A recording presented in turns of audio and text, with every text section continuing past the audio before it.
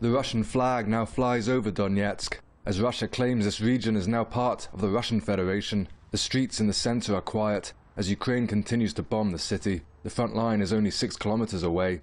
In order to find out how people here feel about their new identity, I headed down the road to the adjoining city of Makiivka. There are more people on the streets, as it's safer here. We are very happy. We've been waiting for it for a long time. We're very glad. All acquaintances, neighbors, all people surrounding me are grateful to Russia. It's a complicated question. After everything that's been going on, it can be no other way now. There's no other way but to be with Russia. We were close people always. We couldn't be divided. We lived quite okay in Ukraine, but it's no longer Ukraine. Their authorities are not Ukrainian anymore.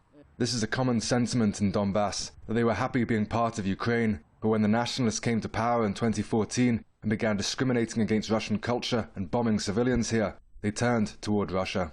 We have been waiting for it. Donbass was eager to become part of Russia. We have the same values, culture, and now that we are part of Russia, we can be ourselves. I'll tell the truth. While they've been shelling us and we were living in fear, in Kiev, they were enjoying themselves. Nobody in Kiev paid any attention.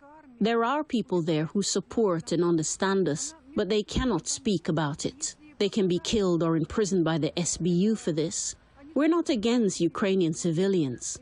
We are Ukrainian people too. I have relatives there. We have pity for people in Kiev, but nobody's killing them there on purpose. Thousands have been killed by Ukrainian shelling over the last 8 years here. Hardly a day goes by without more civilians dying. Most of the anger I hear, though, is directed at the Ukrainian government, not its people. I sympathize with them very much. I am always against people being killed, but it's war. Nothing can be done about it. They're killing us and we have to defend ourselves.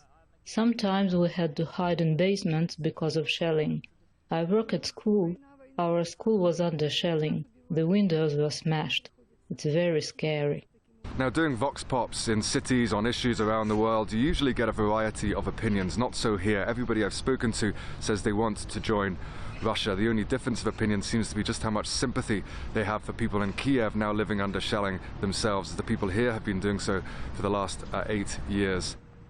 While the southern regions of Zaporozhye and Kherson are more mixed, for peace to come, it's clear the world needs to accept that the vast majority of people in Donbass no longer want to be part of Ukraine. Johnny Press TV, Donbass.